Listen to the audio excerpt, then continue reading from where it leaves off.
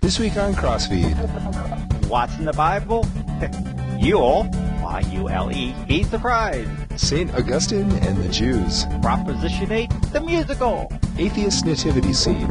Give an abortion for Christmas. Okay.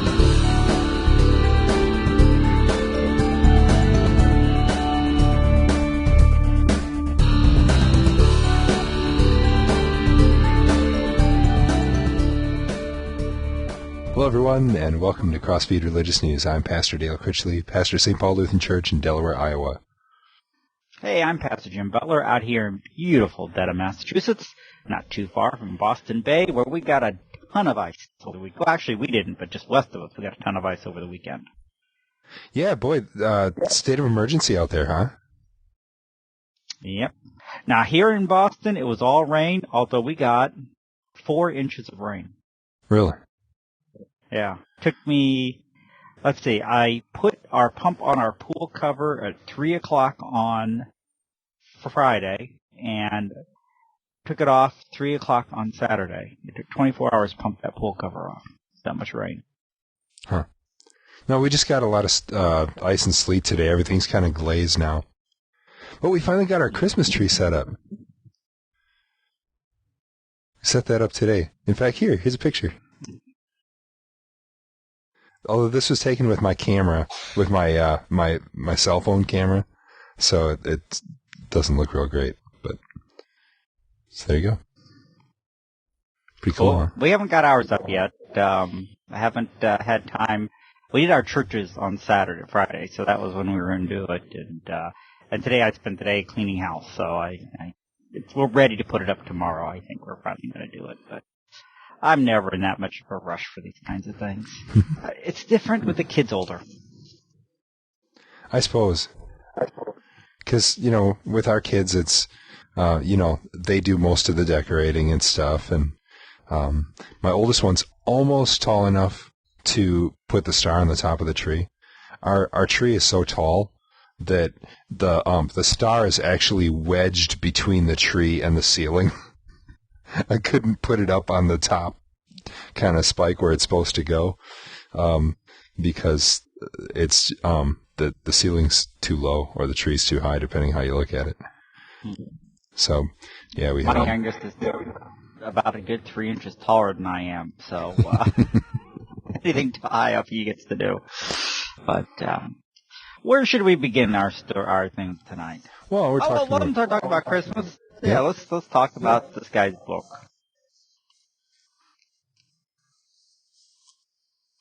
Book? Which one are you on? Oh, the customs. Okay, yeah.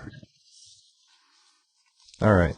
I was really happy to see this topic, because I think that this time of year especially, it's worth talking about. Basically, this is a book by Joe Kovacs, and it talks about the Christmas traditions and where they come from. And if you're not watching the video, the name of the book is Shocked by the Bible, the most astonishing facts you've never been told. I mean, a lot of this is very, I knew a lot of this stuff already, not in the New Testament, but also the things. For example, one thing I don't know if most people ever realized or not, but which he mentions here is that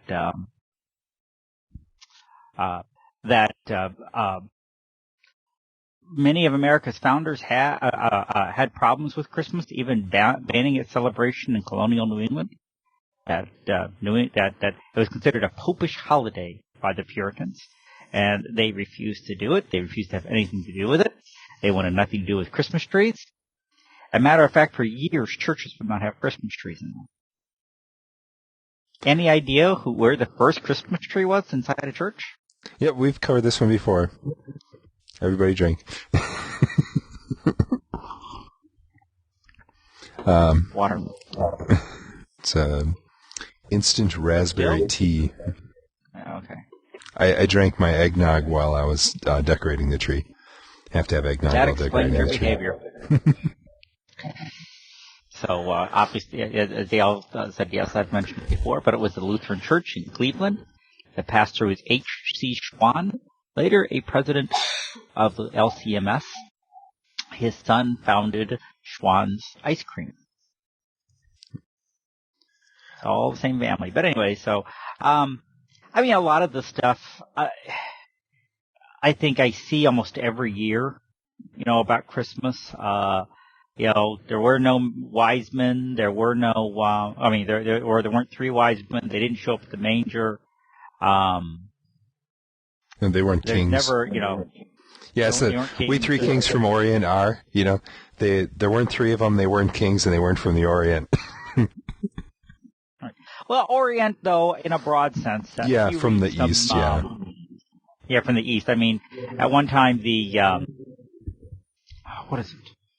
It's the Bulletin of American Oriental Research or something like that. I mean, it's often referred to. So it's you know, kind of, the Orient's kind of a broad term there, anything from the East. Yeah, I like it. There's no mention of a Christmas tree in the Gospels. There is a custom in the Old Testament that shows people decorating trees with silver and gold. You might be astounded to find out what God says about such a practice. Well, okay, Joe, those were idols. Right. They're not decorating the tree. They're decorating what's left of the tree. And then they're bowing down to it.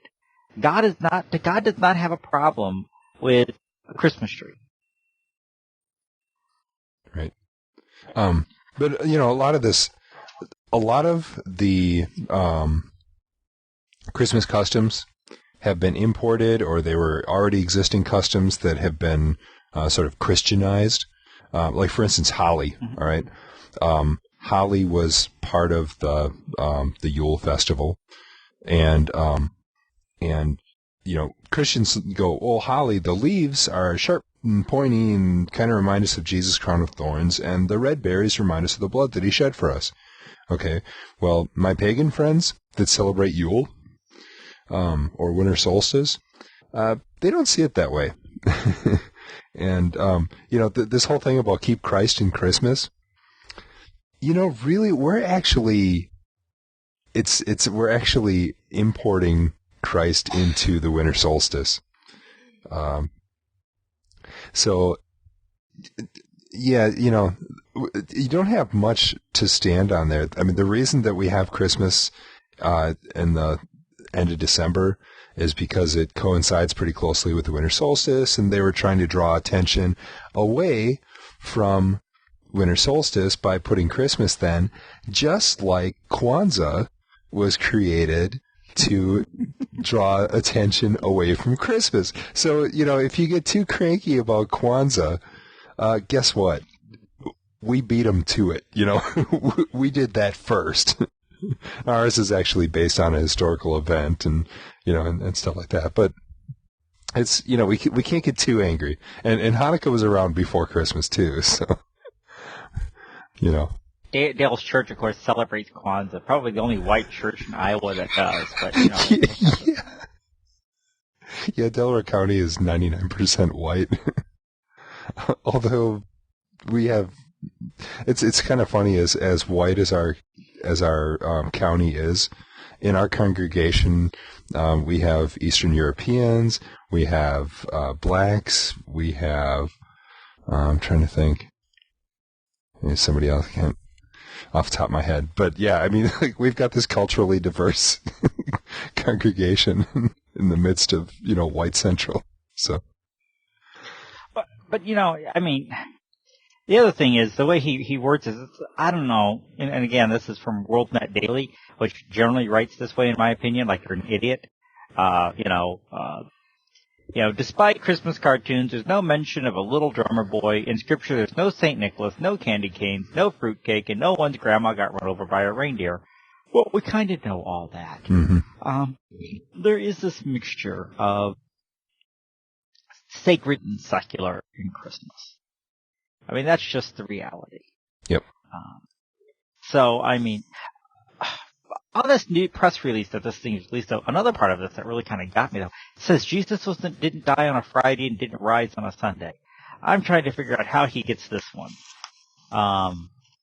You know, I mean, the scripture is very clear that Jesus rose on the first day of the week. Which day does he think that is? Monday? And that, Well, you know, after burying Jesus, after his burial, they rested on the Sabbath. So then, what day does he think was the Sabbath? Well, Sunday?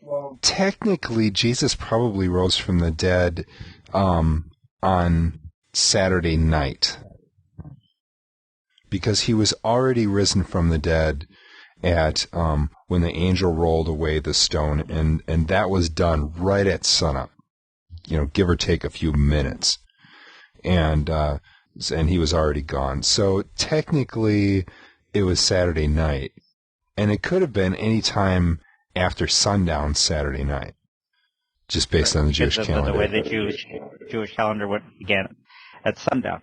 I mean, that's fine. But, you know, to say, though, Jesus didn't die on Friday, of course he did. It was the day before the Sabbath. What else? What other day would it be?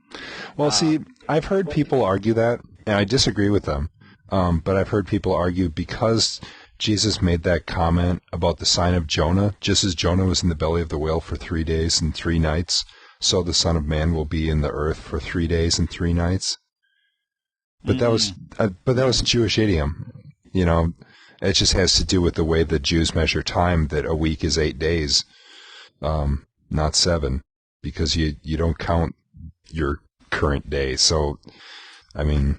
We don't count our current day. They did. Or, yeah, whatever. So, but yeah, they measure time differently than we do. Or they just, they count the days differently than we do. They measure it the same way.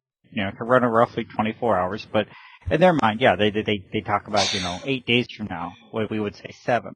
Mm-hmm. But, still, I think the guy, I don't know, some of the stuff kind of strikes me kind of barking up the wrong tree here, but we know, we know already that even in our, our crushes and stuff, there's a lot of stuff that's not biblical. He wouldn't use the wood. Nobody in Jesus' day would use wood for a manger or a stable. Mm-hmm. Wood was too expensive. It's a desert.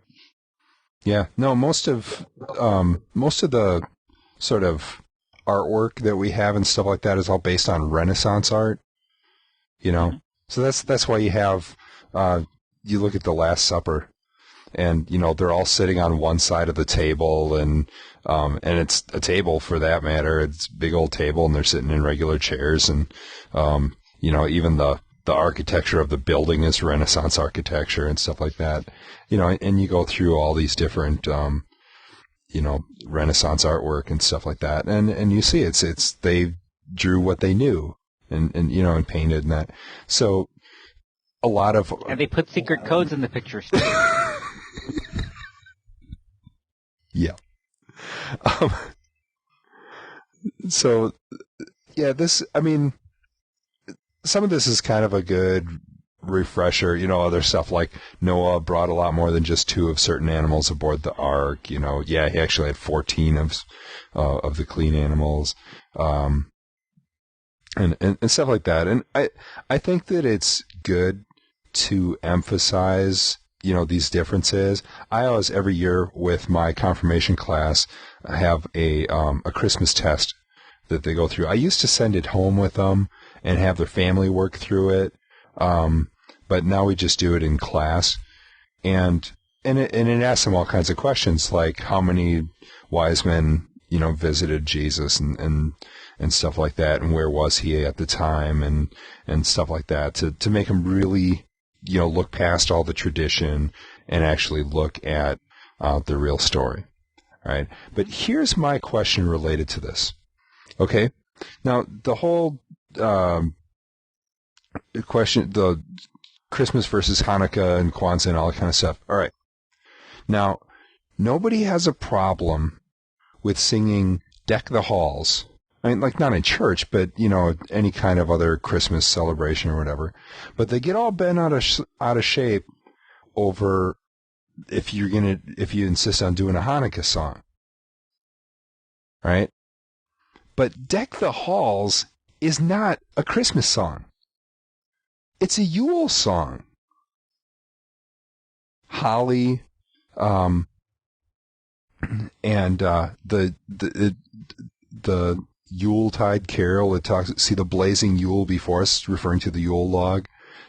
This is a song about a pagan festival, and nobody has a problem singing it during Christmas time. And I'm one of them. I like singing it too. But man, if you do a Christmas album and you put that one on, nobody bats an eye. You put Dreidel Dreidel on it, and certain people are going to get really bent out of shape about that. Hey, this is supposed to be Christmas, not Hanukkah, But I got news for you. Deck the Halls is not a Christmas song. It's a Yule song. I have no problem with Dreidel Dreidel. If you haven't yet done it, go to YouTube, look up Straight No Chaser, their acapella, acapella 12 Days of Christmas. And, if you haven't done this, you need to do it. YouTube, look, Straight No Chaser is the name of the group. It's an acapella, about 12 guys, and there are 12 Days of Christmas, one of the funniest things. And in the middle of it, one of them starts singing Dreidel Dreidel. I've seen that. Yeah. So I actually have the album that they put out because of that. Because I like acapella. But anyway, but then there's all those who don't want to celebrate Christmas. They want to celebrate winter solstice. Yep. Now this is up in Washington State. Of course, where else would it be? I was listening to a guy talk the other day, and he had a call up to Washington State, and he said he was really glad to know that both Christians in Washington State live very close to the church that he was called to. Hey, I have friends in Washington. Oh, wait, they're Buddhist. Never mind. So, I'm going to start checking out your orthodoxy. Anyway, so this, up in Washington State, there's a nativity and Christmas tree and stuff in front of the legislative building, and so the atheists wanted to put something there too, and the state said, "Okay, free speech, go right ahead, stick whatever you wanted to." And so it says, "At the season of the winter solstice, may reason prevail. There are no gods, no devils, no angels, no heaven or hell. There's only our natural world. Religion is but a myth and superstition that hardens hearts and enslaves minds." Boy, is that ever a sad commentary on life. And Merry Christmas, everybody. Or winter solstice. Or like angry. Go home and have a good feeling, yeah. Boy, how grumpy. Really. Don Barker, a former evangelical preacher and co-founder of the group, said it's important for atheists to have their viewpoints validated along with everyone else's. He says it's especially important given that 25% of Washington State residents are unaffiliated with religion or do not believe in God. Well, 23% are unaffiliated and 7% said they didn't believe in God. So, that's kind of trying to bring two things together. Yeah, it sounds more impressive when you lump them, though. Yeah, but he agrees with you. He said, if anything, it's the nativity scene that's the intrusion. Yeah. Yeah, so... somebody apparently took the sign and off there and threw it away in a ditch. It probably wasn't really good. And this is, of course, by our good friends at the Freedom from Religion Foundation. By the way, and that's one reason I want to cover the story, is it so happens that one of the people on that board of directors is Kurt Peterson, who is a graduate of the same seminary Dale and I went to. He not only has an MDiv like we do, he has a higher master's in theology, and was very involved in the so-called battle for the Bible in the 70s. And he was a rural, super orthodox conservative. And now God doesn't exist at all. Wow. Jim mentioned this to me earlier this week, and that I was not aware of that. And, I've been thinking about that, and I'm thinking, wow, what can get a person to so completely turn away like that? That he knew this stuff backwards and forward. And, most of the people that I know that are just flat out atheists are people that, if they've read the Bible, they sort of read it through once just to say they read it. But they haven't really studied it, don't really, haven't seen all the connections and, the internal consistency and how all the theology fits together so nicely and stuff. And, I read it and I go, how can you not see that this is something, more than just a collection of human writings? And so I've been trying to figure out how somebody could just completely go the opposite direction like that. I just can't fathom it. Well, the founder was that, this Barker used to be an evangelical preacher. How, once again, I don't know. But, Hebrews talks about that, doesn't it? Hebrews talks about those who once tasted salvation who have fallen away. And been better for them had they never believed at all. And that's God. They're going to have to face God's judgment. And one of these days, they're going to find out they were wrong. I don't know. Maybe they're right. Maybe there's no heaven. Maybe there's no hell. Maybe it is just all of a joke. Maybe John Lennon was right. But on the other hand, that they are, hey, my belief affects my life in so many positive ways. I've been going through some real tough stuff lately, and this knowledge that God is with me has really given me a lot of strength to get through it. My church just, took, 30 or 40 names of kids in the Dedham community and bought them all this stuff for Christmas. I mean, we're talking spend about $50 a kid. So, about somewhere between $1,500 to $2,000. My wife's and I are sponsoring some people through Lutheran Social Services, and she went out and bought a bunch of stuff for them today. That there's this desire for us to share and to give and to care, and it moves us to compassion. And if we die and it's all been for nothing, well, gosh, you know what? It moved me to be pretty compassionate, and it gave me hope in this life at least. On the other hand, if they're wrong and I'm right, they got a serious problem. Yep, and that was Blaise Pascal's point, was, all right, you know what, if the Christians are wrong, we're not out anything, if the atheists are wrong, boy, he basically said, look, this is a gamble here, what's to your advantage? Now, I've always said, I don't know if that's really faith, where you're saying, well, just in case, I'm going to say I believe in God, or I'm going to believe just in case, or something like that. I don't know whether that's faith or not. But well, I don't think it is faith to say I'm going to believe just in case. But what it is it's something to get thinking about when I'm looking at this and saying what is reasonable. How am I losing really? And that could open the door for the Holy Spirit to start working, because faith ultimately is always the work for the Holy Spirit. Yeah. Our former pastor Peterson there and this guy here, the former pastor Barker, I'm wondering if they almost do the sin against the Holy Spirit here. Having known the faith, they now reject it and won't let the Spirit do His thing. Yeah.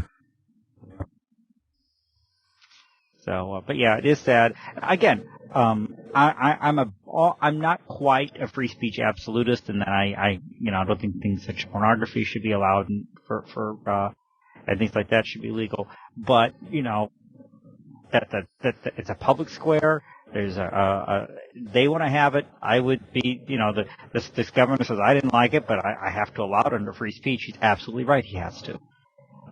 And it's a public square. It needs to be set there in public. And the one guy says, people accuse us of hate speech. It isn't necessarily hate speech, unless they put up there and go, you're a bunch of stupid, idiotic Christians, and you people need to have a brain.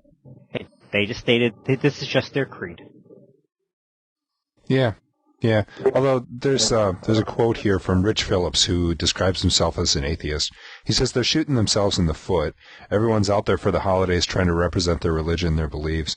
It's time to be positive. And says but they said the atheist message was never intended to attack anyone. When people ask us, why are you hateful? Why are you putting up something critical of people's holidays? We respond that we kind of feel the Christian message is the hate message. On that nativity scene, there's the threat of internal violence if we don't submit to that master. Hate speech goes both ways. I was trying to figure that out. I mean, what does he mean by internal violence? As in God's going to punish you, or we're going to come and get you? God's going to punish you. Okay. Because, and that's what we teach. Yeah. If you don't submit to Christ Jesus, sorry, buddy. And although it's not going to be violence in this life, no. It will be just, eternity. Violence on the last day. Yeah, eternity, right. Much worse, but it's and particularly on the last day when Christ does come to reign. Another good Advent theme there. But as long as we're dealing with Christmas, let's talk about this. The Christmas present anybody would want. How do you like that picture, huh? Isn't that a great picture? This is Planned Parenthood of Indiana is kind of reached a new low. And they're selling gift certificates in $25 increments to be used in their clinics in Indiana. And it can be used to, among other things, pay for an abortion. Yeah, and, they're saying that it's merely intended to assist the uninsured or those who are delaying their health care due to its costs. Vouchers provide potentially life-saving care and can help prevent abortion. Yeah. I mean, All right, let's be very honest here, okay? Planned Parenthood has never been in the business of preventing abortion, right? They have done everything that, and this has been one of my hobby horses over the past year or so. The elections really kind of got me. I kept hearing this safe, legal, and rare. But nobody's doing anything to make abortion rare. They're just making it more and more other legal. states, you argue, as they do, that, if you're using birth control and don't get pregnant, you don't have to have the abortion. That's kind of their argument here. But I found it interesting that this is Indiana. Don't know if you've seen the YouTube video of the sting that the 20-year-old college student did in Indiana. She went into a Planned Parenthood clinic in Indiana, claimed to be 13 years old, claimed to be impregnated by a guy who's 31, and the nurse there is saying, I don't want to hear it, I don't want to know his age, I don't want to know anything. If you tell me his age, then he has to, then I have to report it to Child Protective Services. And she's like, oh, well, because he's like 31. I didn't hear that. Huh. And so if anybody asks you, just tell them it's a guy around your school. Or just tell them it's kind of like somebody my age, yeah. But you're not sure who. So not only are you going to lie about the age, you're going to say you're a slut because you've been sleeping around with so many people you don't know really which one it is in the high school. And then, it gets better. It gets better yet. She says, now you're 13 years old, so you have to have your parents' permission. But I can't tell you this, but I'm going to show you this. And she's on camera, and she has this piece of paper, and she circles on this piece of paper, and the girl goes, oh, Illinois. Yeah, Illinois. So have the 31-year-old guy who impregnated you take you to Illinois where you don't have to have a parental permission. And then she makes circles all over the rest of it. I mean, and Planned Parenthood's like, oh, that's totally against our policy. She's been suspended. You know what? She's not saying this stuff if she didn't know she couldn't get away with it in the clinic. Mm-hmm. And, and this woman, this college student says she's pulled this kind of stuff at Planned Parenthood clinics all over the country. Of course, we had the story a couple of years ago where I think it might have been the same group, hired the actors to call up and say, I'd like to give a donation. to Planned Parenthood to pay for abortions. Could this be used for black kids? Because we don't want any more of them around. And the people going, okay. Then once, of course, the video's out and stuff, and the recordings, and Planned Parenthood saying, oh, we need to give this, these people shouldn't have accepted this. This is horrible. Yeah, well, it's because it was public. You know. So, this is the kind of, so I found it interesting when the story said Indiana. I was like, okay, more 13-year-olds been impregnated by 31-year-olds, pay for those. That covers it. Isn't this just a tremendous way to celebrate the unplanned pregnancy of a young girl and her choice to have that baby? I mean, because that's what Christmas is. Yeah. You know who I think would love this? Herod the Great. This would be his idea of a Christmas present. Yeah? Yeah? Oh. Get rid of those boys 2 years old and younger. This'll do it. This would be his idea of Christmas right here. Yeah, although, it's funny that we make such a big deal out of we call the Holy Innocents, all the baby boys around Bethlehem, which estimates are, this is maybe a dozen tops that were killed. Which, I mean, it's a tragedy. There's no question about it. But when you compare that to the literally thousands that are killed every day, I mean, it's just, it just boggles the mind. It's frankly, I've noticed that it's kind of moved out of. It wasn't an issue at all in this past election, except for when what's his name? When they had that, not the purpose-driven life guy. Why am I drawing a blank on his name? Oh, Rick Warren. Yeah. When he had the two candidates at his church, and stuff, Saddleback. But, besides that, like, abortion never came up. I think people are uncomfortable talking about it because as soon as you start talking about thousands of babies, like, oh man, I don't want to hear that, And, especially on Christmas time. Man, we're celebrating the birth of a baby. I don't want to hear about, babies being killed. I mean, and here's the reality, all right? Abortions were possible, and, I mean, they were able to do them back in Mary's day, too. They had herbs that they could take that would induce abortion. So think how the world would be different if Mary, instead of saying, "Let it be to me as the Lord has spoken," had said, "Yeah, I know how to take care of this." Mm-hmm. Yeah, it's a sad thing. It's a sad, very sad reality. But again, I keep highlighting my people that, our job is to proclaim both law and gospel and hold up the sadness, but also remember that there's always a new beginning, there's always a new start, there's always forgiveness possible with God. Mm-hmm. And that our job, one time I told him, even if we closed down every abortion clinic in the country, our job wouldn't be done. Because we need to save souls. That's what we are about, the business of saving lives for Jesus. And that's what the Christmas story is really all about. So even in this great evil, really, there's redemption is possible. Forgiveness is possible. Because God's grace, nothing's impossible with God, but with God's grace. Yeah.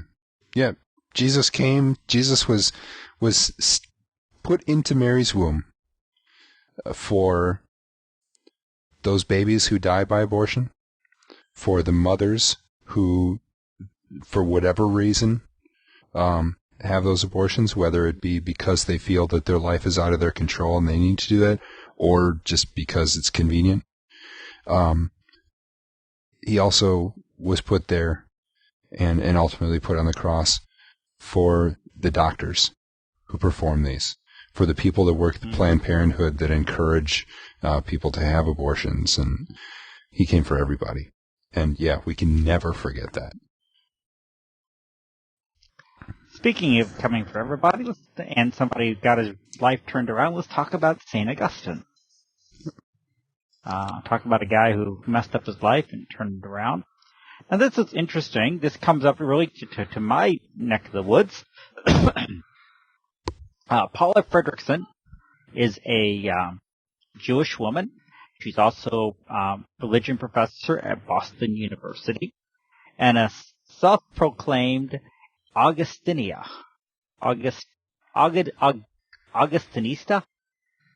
Something like that. I guess is how you pronounce that.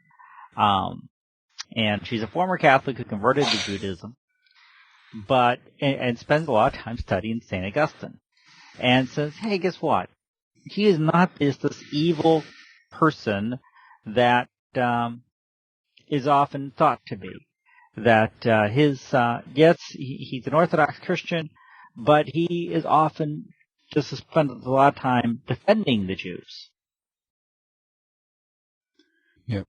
See, I mean, here's the thing to understand, and this seems to be the main emphasis that she has, is that people look at the language that was used and make a big deal out of it because they would use much harsher terms than we use nowadays. You know, nowadays we're all politically correct, and you know you got to be careful what you say. You're going to offend somebody and stuff, and you know, and so we tend to use much lighter words. Whereas, unless you're the governor of Illinois and his wife.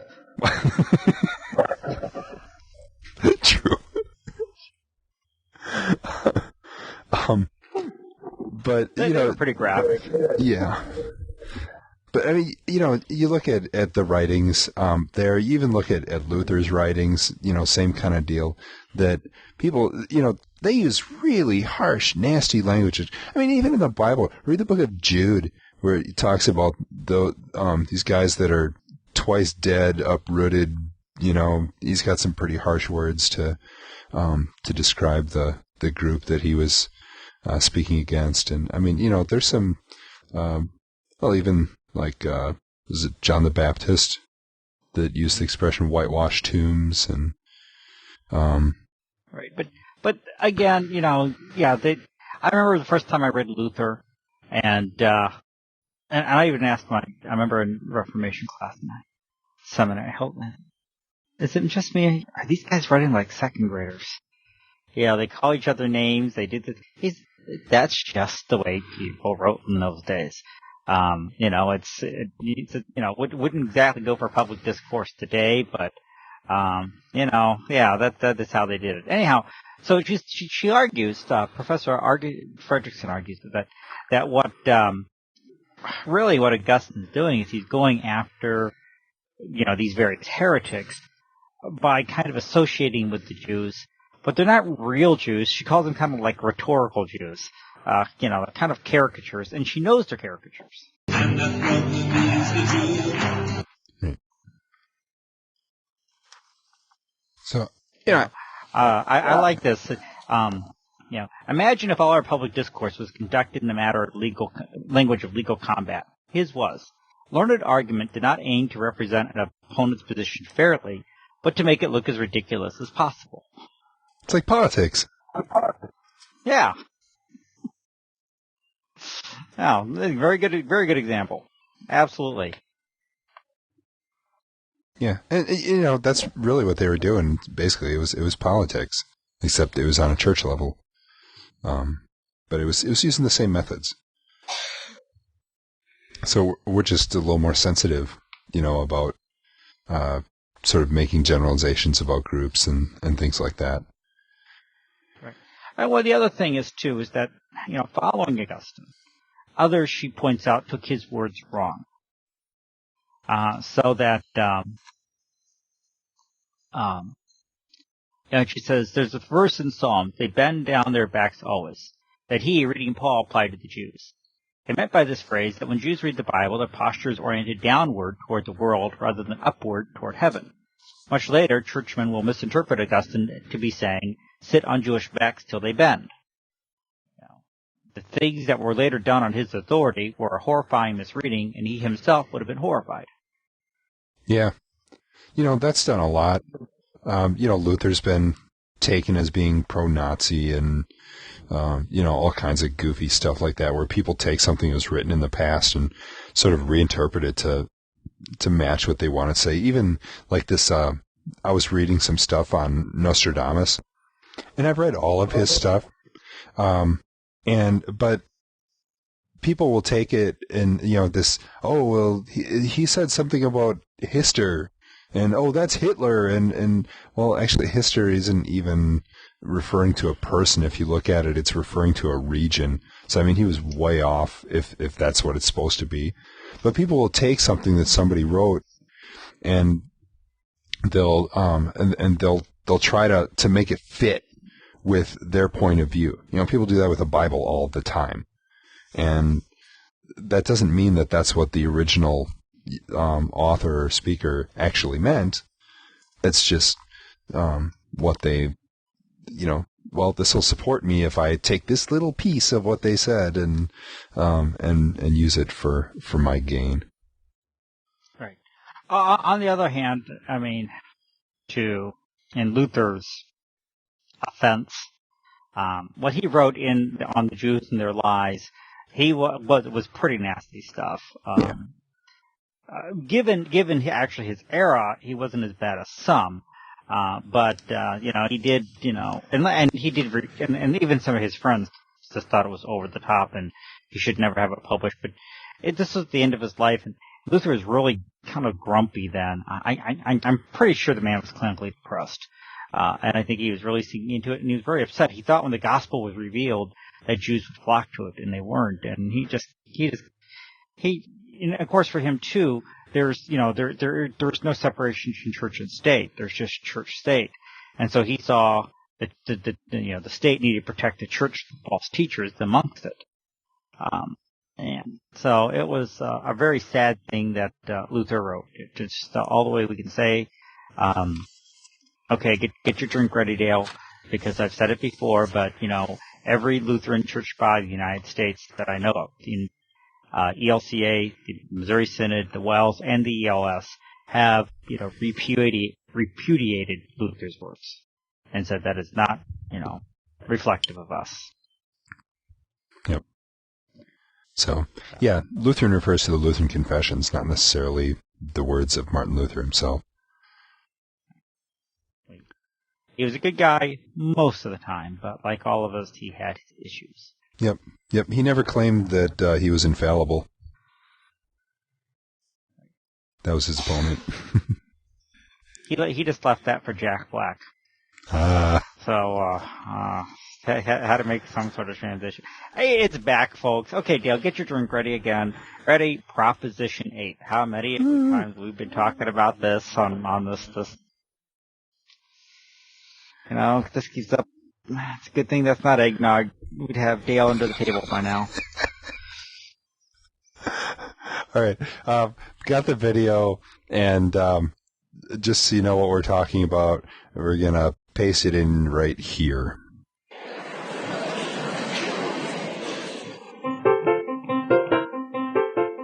It's a brand new Right Obama Day. What a time to be black, a girl, or gay. No, nothing could go wrong, so join us in this song of happy days for the gays. Nothing can go wrong.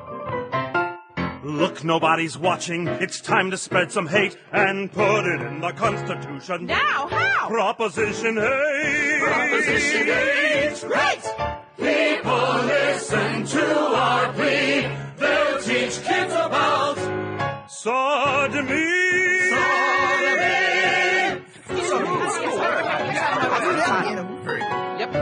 That wasn't right, that's a lie. But it works, so we don't care. Now you wish we'd all shut up. But make our clothes and fix our hair. And our love's not a sin. Well, the Bible says it's so. Well, the Bible says a lot of things, Jesus Christ! Hey, how's it going? Jesus, doesn't the Bible say these people are an abomination? Abomination? Yeah, but it says the exact same thing about this shrimp cocktail. Shrimp cocktail? Leviticus says shellfish is an abomination. Abomination! What else does the Bible say, Jesus? The Bible says a lot of interesting things. Like you can stone your wife or sell your daughter into slavery. Well, we ignore those verses. Well then, friend, it seems to me you pick and choose. We pick and choose. Well, please choose love instead of hate. Besides, your nation was built on separation of church and state. See you later, sinners. Bye, Jesus. Bye, Jesus. I love you, Jesus. You know, here's another thought to wrap things up. Oh, every time a gay or lesbian finds love at the parade, there's money to be made. He's right. It's time to groom, say, paint that wedding hall, and lavender's the shade. There's money to be made. That's a point. Think of all the carriages and 4 white horses. There's millions lost from all your disapproving. Well, that's not good. Think of all the lawyers for the gay divorces. Think of the tattoo removing. We get it now. We've been such fools. I can see America's calling me. Yes, gay marriages will save the economy.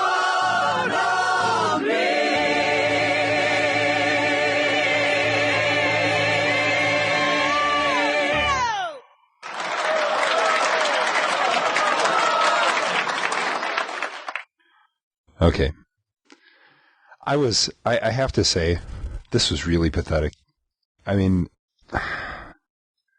the whole, well, yes, the Bible also, the Bible speaks about homosexuality, but it also speaks about eating shellfish.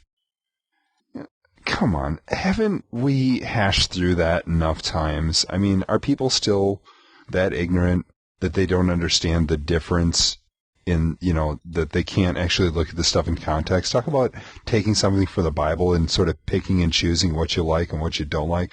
They're accusing the Christians of ignoring things. We don't ignore it. We know it's there, right? But we also look at it in its historical context.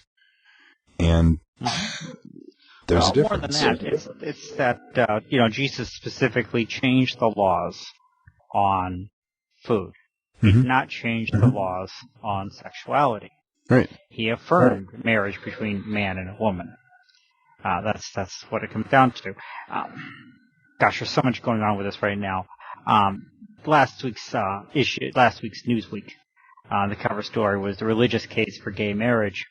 And it starts off and the person says, if you're going to look at the Bible for this, who are you going to take an example? The polygamists in the Old Testament. Jesus was didn't really say much about it. And, he was kind of like, give up your family and follow me. And Paul was kind of animalistic. It's better to marry than it is to burn in passion. And, it was just like, what kind of idiot are you, woman? And her name is Lisa Miller, who wrote it. It doesn't, I often wonder what's this person's credentials for saying, such stupid things. But Jesus, is very clear on marriage. Haven't you read at the beginning? God created them male and female.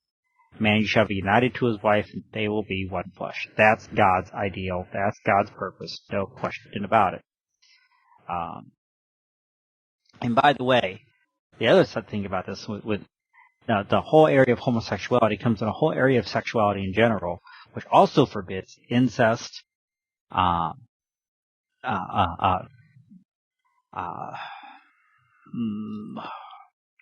different kinds of incest. Yeah. Various kinds of incest, bestiality, adultery, all kinds of things, so you can't compare apples and oranges here because they're two completely, if you're going to say, if you're going to say that, then what you're saying is, then we also must incest, and all kinds of other things, because it's in the same section. Right. So, I think what they're really trying to do is just discredit the Bible altogether.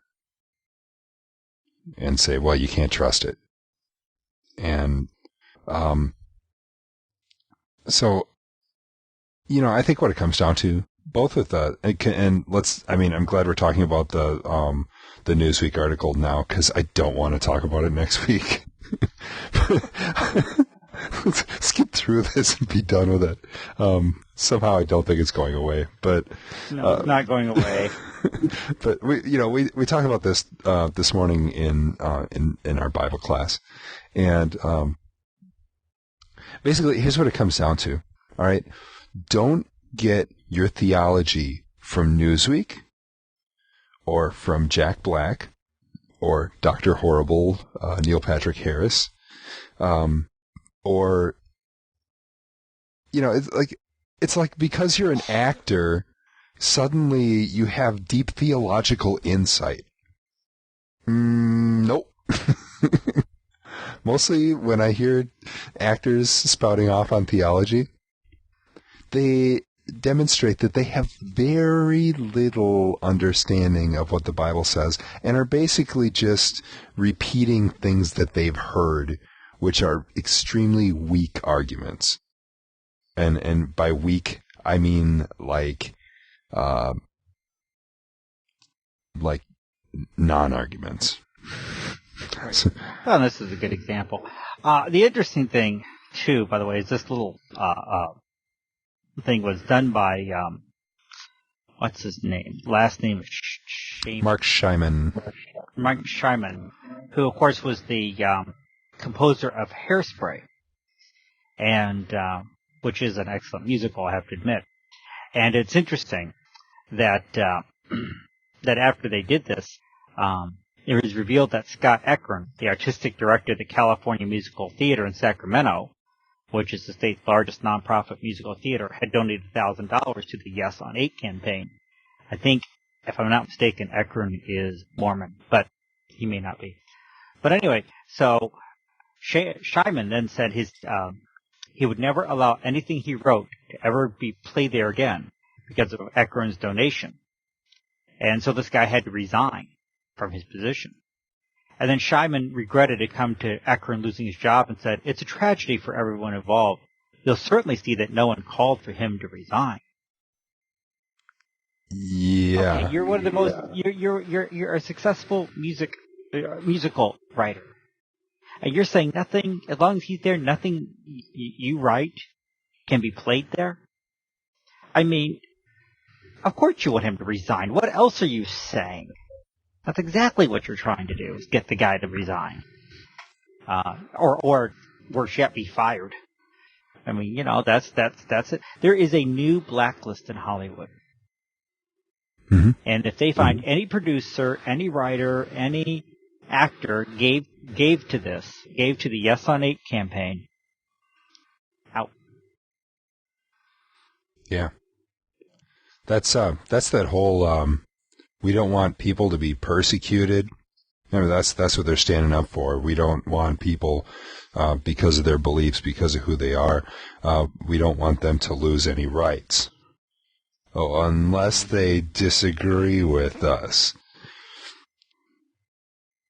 Yes. Well, we will be very tolerant of anybody so long they agree with our opinion. Mm-hmm. So, yeah. And this really is, I mean, this little musical thing, it's absolutely awful. Talking about, it's really it's very frustrating for me. Because up here, I mean, it was always a matter of, well, we want to have the right to, make medical decisions for our partners. We want to have the right of inheritance. We want to have these things. California, under their civil union law, had all those rights. The only thing they did not have was it officially called marriage. Even with Proposition 8 going through, they still have all those rights. Mm-hmm. Yeah, so there's no rights actually being stepped on. Right. It is not a matter of rights. It is a matter of you must accept this. And if you do not accept it, we're going to call you intolerant, bigoted, and hateful. End of story. Yep. We're gonna treat you the way that we think you're treating us. But nobody's treating them that way. I mean, okay, yeah, there's people that get hurt, okay, because there are bigots out there.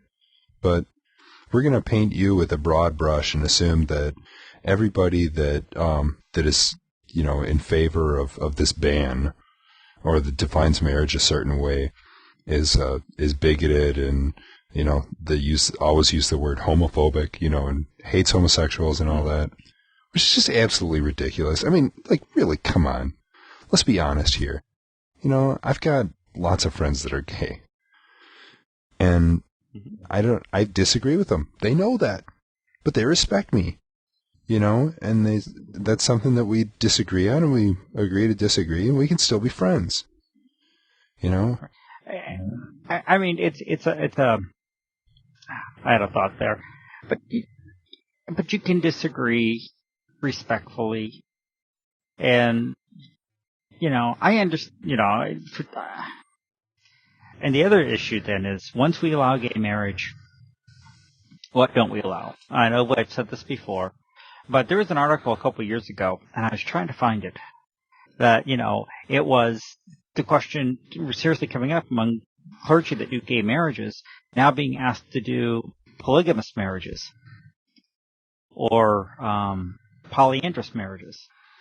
Yeah, was it over in Europe? Somebody wanted to marry his dog. Or whole groups, like, 3 men and 3 women all marry each other. And, and under what basis could they say no? Mm-hmm. That's the problem. There's certain things that were done before the reason for marriage. And, Jack Black, to the contrary, none of that has changed. I did not know that. I mean, personally, I'm not a real big Jack Black fan anyway. I think the only thing he's ever done that I really like is making an idiot out of Gene Roddenberry by singing the lyrics to the Star Trek theme. I'm trying to think of a Jack Black movie that I've seen. Nacho Libre. Yeah, I didn't see that one. I heard it was pretty good. Bad. Was it? It was the most boring time I'd ever had in my life watching a movie. It was one of the most boring times. I was like, Aragon was better. See, I didn't see School of Rock either. I know I haven't seen any of his stuff recently. But my son Fred has it. He likes School of Rock. I like Neil Patrick Harris, though. Wasn't a big fan of... Did you see that Dr. Horrible? It was... The last thing I remember him being a doctor was Doogie Howser. Oh, yeah, there's that. But he's on... I keep forgetting that that's him. I like How I Met Your Mother, and he's on that. Okay, I only got one free episode of that when I bought my iPod, and I thought, gee, cool, man, a comedy without the comedy. So, a sitcom that's got a situation and no comedy, so, I never cared to watch it. But I don't watch much television anyway. So one thing, I look at this stuff and go, stick to acting. Some of you guys are pretty talented actors. One thing, I'll tell you the one thing that probably bothered me more, besides the whole theology thing, that really irritated me is they kept saying it's an abomination. Abomination? Huh? What are you trying to? Because they kept doing that over and over. And I'm like, what are you trying to say? I mean, the word abomination didn't originate in the Bible. I don't know. I just didn't get that. Maybe one of our listeners knows what the point of that was. Well, it's just kind of overstatement. I didn't get a lot about the whole thing, but hey, maybe y'all have a different thing. Maybe you all thought it was well done. I don't know. We're always interested in your comments at podcast@crossfeednews.com. Always interested in what you think, what you have to say. Got a comment I noticed on one of our YouTubes, and was it, does this offend Muslims or something? The guy said, I wasn't offended, laughing about it. So I don't know if he was Muslim or not, but glad you weren't. Well, he had another one. It was a week or so ago that did we ever mention the why did I even watch a little of this comment? No. This is another one of those Kenny versus Spenny deals. And said, why did I even watch a little of this? If you just got here, leave now. The Kenny versus Spenny bit isn't even interesting. They waste 10 minutes and say nothing. Not to mention the idle banter. This is my favorite part of this comment and why I had to cover this. The idle banter about Canada. To think you live so close and know so little. This is the Sarah Palin argument, you know.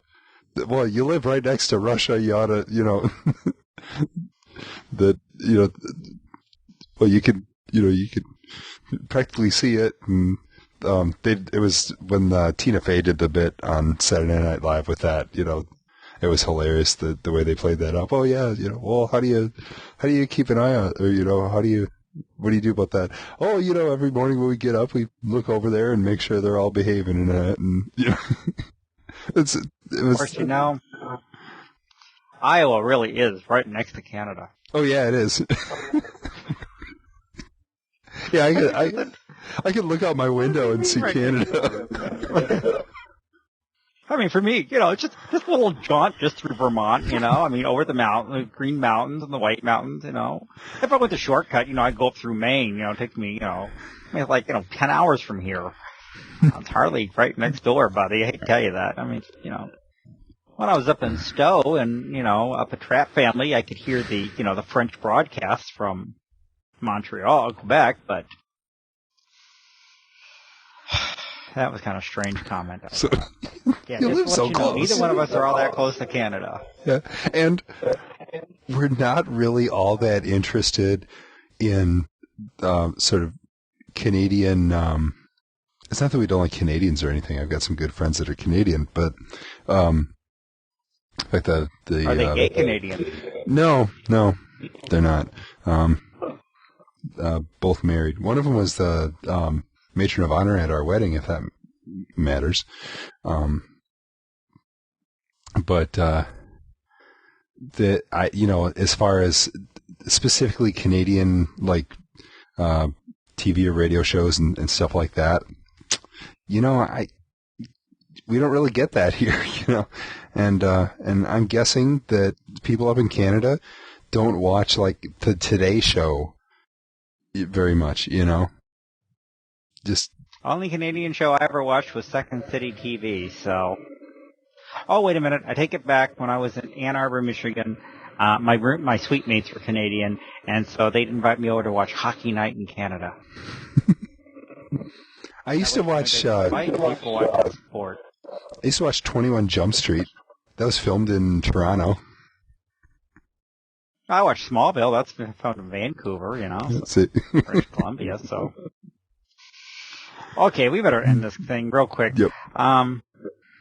Podcast at crossfeednews.com. Your comments are always welcome, or you can click on YouTube, or 100 other ways you can get a hold of us. Or you can go to our website, crossfeednews.com, comment on the stories there. Add stories. I just came across some, you know, I was just reading Fox News and came across one that I posted up there. So you can just do it. If you look around the website a little bit, Dale's got this great little thing. Go right on your browser, and whenever you find a story, you hit CrossFeed this, and it takes it right to the web up page. It's really cool. Yeah, I'm still working on getting the Earl to paste in there. I can't figure out why it's not doing it. Oh, I also ran into something else. If you post a story, check if a date field comes up. It does for me, but I'm not sure if it does for anybody else. Probably not. But if a date field comes up down at the bottom and it says like November 25th, delete that. I'm not sure. It's doing that for me, and I don't know why. But I think it might just be me, because I don't think that date field shows up for anybody else. So I'm sorry, I'm rambling. Okay. But oh yeah, or you can follow me on Twitter if you use Twitter. My Twitter name is CrossFeed News. MC Hammer is following me on Twitter. Okay, he follows like 10,000 people, but you know, if you want to be in good company with a washed-up rapper who also happens to be a pastor, there you go. You know what scares me about seeing kids my son's age, who are 20 years and younger? What? You know what really scares me? Thinking that one of these days there's going to be 86-year-olds in nursing homes with tattoos listening to rap on the Golden Oldie station.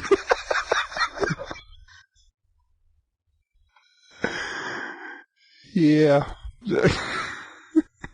I always just envisioned the right one being someone I could see myself growing old with.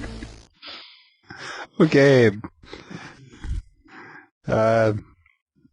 So, let's see. Next week's Christmas, huh? No, Christmas isn't 2 weeks. Oh, no, it's 2 weeks. Oh, sweet.